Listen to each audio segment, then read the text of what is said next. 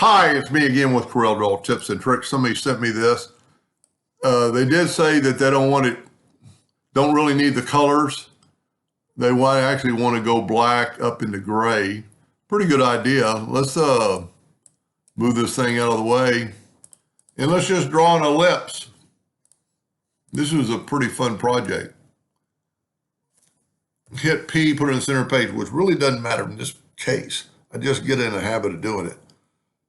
Control D and make a duplicate and bring it in. Now, I'm not going to worry about proportionate.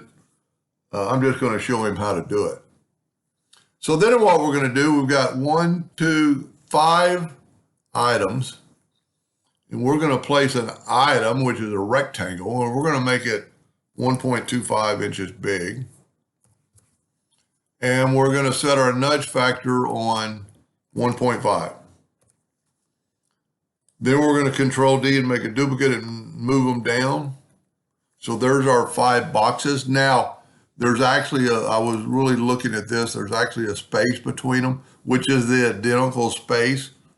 So we need to change our nudge factor to 0.25. So we're going to take a line, just a 2-point line, and just put it like right there. And you can hold down the control button to make sure it's perfect. And then there's that line. I'm going to actually extend it out a little bit. I can actually copy this line by hitting plus on the keyboard and moving it down to this line and then nudging it. So from here on out, I'm going to use the nudge tool. So I'm going to nudge it with nothing selected. How big this thing is, it's over 15. I'm going to make it my nudge factor 20. I do need to cut away this line, this line, this line, and this line, and this line. But I need add another line in it. I can't tell if it's perfectly flat. There's a little bit of a curve to it. Outwardly, I would guess. Yeah. So what we're going to do, we're going to start on that bottom line. I'm going to use the 3-point curve line, and I'm going to start right there, and I'm going to go like right to there, and I'm going to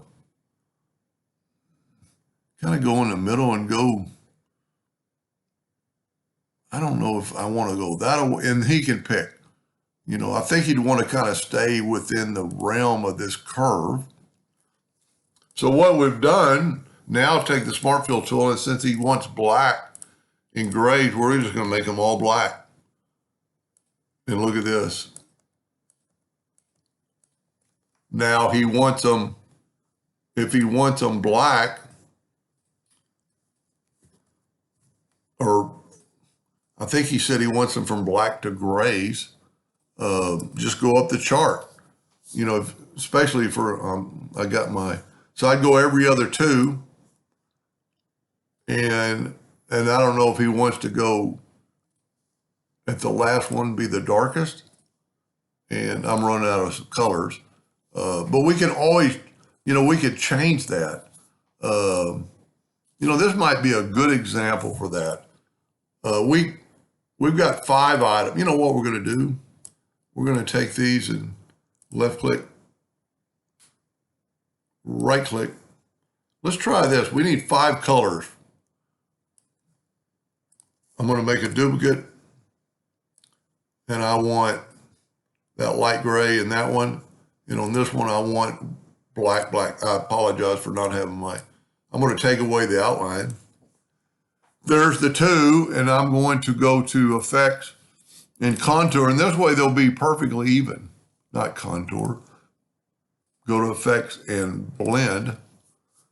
I'm just going to blend 3 times. And look at that. Now we can go to Object, Break Blend Apart, and you actually have to ungroup these. Now we're going to just take our color eyedropper tool, and let's say we want to go from, I'm going to go downhill.